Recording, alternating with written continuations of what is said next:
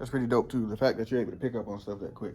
So the reason I asked that question is to let you know and to reassure you that, like, if this is what you want to do, this is what it's going to be like. Honestly, like, everybody was hyped up. I was hyped up. Everybody was ready for the first week of the salon being open. And then outside of the self-marketing that you did to get your friends and your family to come in here, no outside people came. And that's the part that barbers don't realize when they get into the actual shop. So that's why I tell y'all to shop around before y'all go into somebody's barber shop, because your first 2 weeks, maybe your first month is going to be like that. Like, you're going to go in, and the only people that's going to come visit your chair, because we're in the business of selling trust, right? So the only people that's going to come visit you are the people that you know. Like, your cousin might drop by, your longtime best friend might drop by, and those are the people that are going to be sitting in your chair. And because hopefully that they love you and they value what you do, they're going to pay you. And that's how you're going to survive until you get to the point that we're at now. So the part of shop management and, you know, working from behind the chair is marketing. It's a very big thing, right? So realistically, advertisement should have started maybe 2 weeks ago before we actually open. So when the doors open, like, people will be lining up and they'll be ready to come in. But seeing that it's a school and there's some things that we can control and some things that we can't, advertising started this week. You know what I mean? So by that time, it's a little bit too late. So what I did yesterday, or what I do most days, is while y'all are like working on mannequins or whatever, like, I walk up and down the hallway sometimes, and I try to find people who. I feel like I think we should do that too. Get that little experience of marketing. Yeah. I think that would be another step. Like, hey, give us the flyers, print out some copies, go to some of these like. So the thing. Construction, be like, hey, you know, come on down. Right. So the thing about Gwinnett Tech, and the thing about it being a school, there's certain like restrictions. Like, right. It used to be a point where we could put a sign in the hallway, but it didn't look official and it didn't look legitimate. So they was like, well, you can't put that sign out there, or it can't say these certain things. And as far as it goes with like flyers or whatever, that's why the school is advertising, like, because everything looks kind of mocked up. They got it on the TV, they got the one flyer on the internet, and then of course with COVID and everything, like, a lot of people are still iffy about you putting things in their hand. But on the other side of it, like, you can market and advertise at any given time. Like, when you're walking from your car to the building, when you're walking from the building to the car, like, you see somebody like, hey man, you look like you could use a haircut. We have a barbershop here, and haircuts are only whatever the price may be. So it's like you kill two birds with one stone, because from what I've experienced, like, you have no problem opening up to people, but it's a little bit harder for you to open up to people that you don't know. And you've known me for almost a year now. We're just not getting to this point where you know what I'm saying, you feel comfortable to ask me questions and stuff like that. And that's not uncommon. That's not unnormal. But until you get to the point where you can approach somebody and be like, look, man, I genuinely can help you. Like, I could make you look better. Not to be like disrespectful or whatever, just be like, hey man. And I don't know if y'all noticed it, but I noticed it like week 3 in barber school. Like, I started looking at people different. Like, I wasn't looking at them to see what kind of shoes they had on or what kind of outfit they had on. That way. I'm looking at their haircut. Oh no, the same thing too. I never see like you know, even when I walk, I'm just looking for someone's hair. Oh, is this? And I see even the TV someone's haircut is not right. Oh my God, it's a lot of movies and TV shows. Some people have some jacked up haircuts, man. Yeah. I'm not gonna say anything. I had a guy. It looked too fake. Right. So, and you know, like, I don't mind fiber, but that you have to use it with discretion. Yeah. So and that's the thing. That's another thing that's gonna like be. I'm not gonna say like a problem or anything, but that's something that's gonna eat at you while you enter this industry, knowing and understanding that you have a skill set that may be better than the person that's actually receiving the money. Like, and depending on the shop you go in, I've worked at a few. I've worked at several, and I've seen some things walk out of the shop that I didn't agree with, but rightfully so, I didn't say anything about it, because as much as they need that money, I need money too, and I don't want them to, and on the flip side, do the same thing to me, because nobody's perfect. Right. I've had a few bad haircuts walk out of the shop, but you know, and it wasn't because I didn't have the, you know, the skill set or the ability to make it right. It could have been a multitude of things that happened. Maybe I wasn't vibing with that customer that day. Maybe they rubbed me the wrong way. Or maybe, like I said, your worst client is probably going to be barbers. Like, maybe it was somebody that was literally trying to tell me how to do my job. And those things will happen. It will, like, offset you a little bit. But the way you get over it, like, you have to have, like, I call it the microwave generation, but you have to have a microwave mentality. Like, You have to set that thing, and then once the timer's done, it's done. You have to leave that in the past. Like, you have to forget it. Because if you carry that the rest of the day, every haircut after that is going to be just as bad. It's going to be a downhill slope, right? So in order to better prepare because a new month starts next week, literally. So in order to have a better month than we had a week, we have to start advertising now. And so, like yesterday when y'all was in here working, I caught 2 of the nursing students walking down the hall. Like, everybody that comes in, it may not be what you want to do, but that's how it starts. So a couple semesters ago, we had people, they were like you. They didn't want to do blow dries. They didn't want to shampoo. They didn't want to do half of that stuff. But that's how you pretty much introduce the people to the space, because your clientele is going to be children and young people. So if you get that nursing student that comes in here and you give her a facial, she's like, I like the conversation we had. I like the work you do. You said you cut hair. I have a son. And then next week, they bring their son. And then the son is kind of like the guinea pig. And once you put the sauce on the son, she's like, well, he has 2 cousins. We're going to bring them next week. So everything has a purpose, right? So I tell people, your first maybe 3-4 months in the shop, you're probably not going to survive off of haircuts because you're trying to build people's trust. But what you can do, not every male in a barbershop is going to be willing to do color. They may have the knowledge and the skill set, but they have the machismo and they don't want to do it. Like, I'm not doing no hair color. I got too many haircuts. You can make booth rent by scheduling yourself at least 4 hair colors. And then you still have a little bit of money left over, right? Yeah. So maybe your first 5 to 6 months to a year, you're probably not going to survive. Your bread and butter is not going to be haircuts. Not saying that you can't cut, but you haven't built that clientele yet.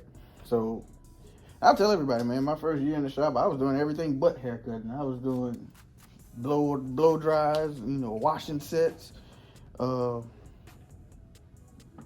retwists. It's a lot of different ways to make money in this industry, and of course you get the training for everything, with the exception of like skin and nails. You can do everything else. But one of my friends used to tell me, he's a barber, once they sit down in your chair, that's where you want to shine. Yeah. That's when you want to you do everything. Opportunity to show what you got. You do everything to get that person to return to your chair, right, and not question going to anybody else. Like, because if they see you cutting good in a chair, like, you might have those walk-ins that are waiting for the other person to get their haircut.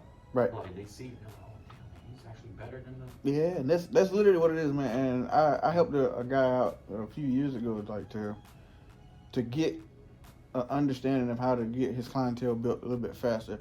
I was like, look, man, you got to play the game, right? So these people don't know you here, and you kind of like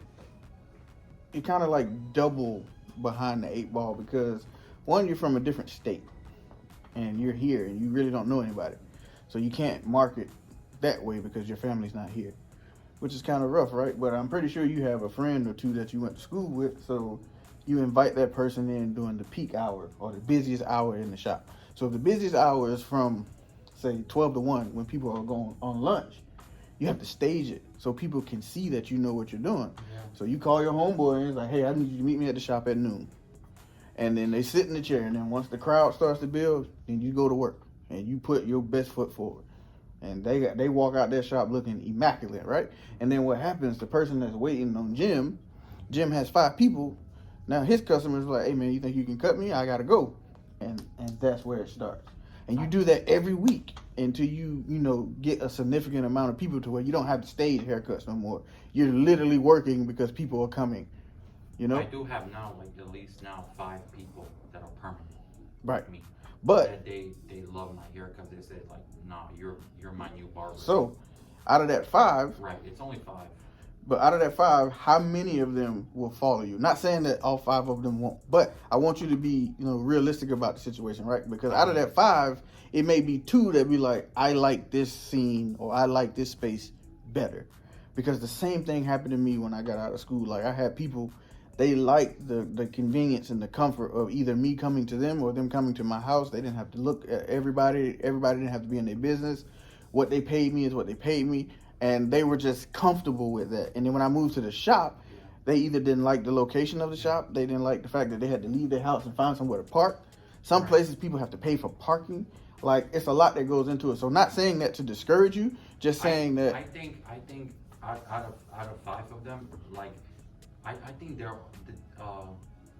maybe one of them, because since he's young, he's you know how youngsters are, but I think the rest of them, they're definitely, because most of them are like in their 30s, and one of them is like 42, 43, and they're all like in their late 30s. So I think they're very more mature, Right.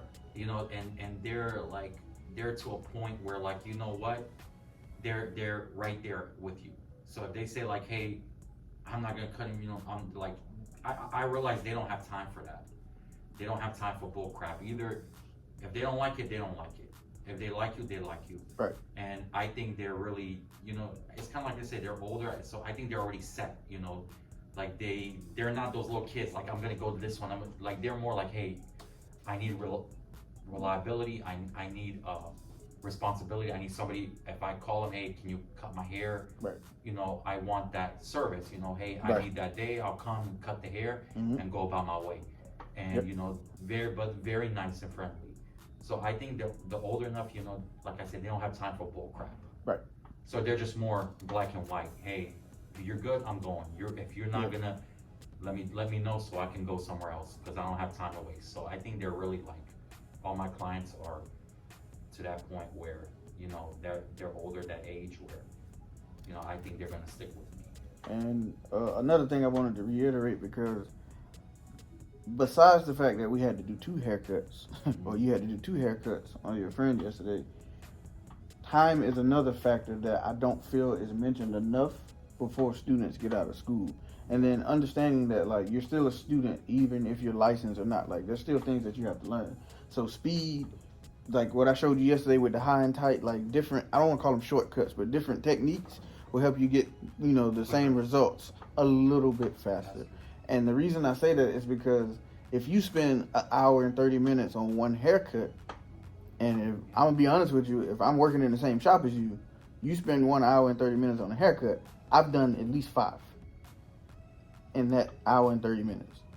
Now, the difficulty of the cut may vary. I may have done 3 all over evens and maybe 2 ball fades, but everything, like, once you get a system, once you get going, like, things start to flow naturally, right? I'm not telling you to go in and rush through every haircut. That's not what I'm saying. Like, people get that confused sometimes. What I'm saying is, you want to be efficient in what you're doing. Right. So, and understanding that time is necessarily money at this stage, right? So if you know that your clientele is mostly, or your money mostly comes from the people that walk in, they're called walk-ins for a reason. Like, they're walking in trying to see the first chair open. Like, I need a haircut, I gotta go, right? And if that's how you're trying to build your clientele, me in my shop as a veteran, I'm not trying to take the walk-ins. But if I'm sitting in my chair and somebody walks in and I'm available, I'm probably going to take the walk-in. You know what I mean? So because you're more about points. Right. So usually old schools are more. Right. You have your ones, the new ones to the walk-ins to the new ones. At this point, it's not even appointments no more. Like, people typically have routines and they show up kind of the same time every week or every 2 weeks. Like, the past month, the same 2 customers, like, it's like clockwork. Once one, I'm almost finished. By the time he's getting out of the chair, the other guy's walking in the door. It's like routine. And nobody set an appointment. Nobody called. Like, everybody just operating off trust. Like, I'm trusting that he's going to be there. And on the flip side, I'm trusting that that person is coming to sit in my chair. And it's not even an appointment at some points. But, if appointments what you want to do, you do that. But then, that's when you really have to be on top of it. Because if you set 45-minute windows to have your appointment, and you take an hour on one of these cuts, now you've backed everything up. Yeah, because you got people waiting. Yeah. So, I don't preach speed in order for you to, like, get more money or whatever. I preach speed for you to be more organized and understand that, you know what I mean? Time is money. And that's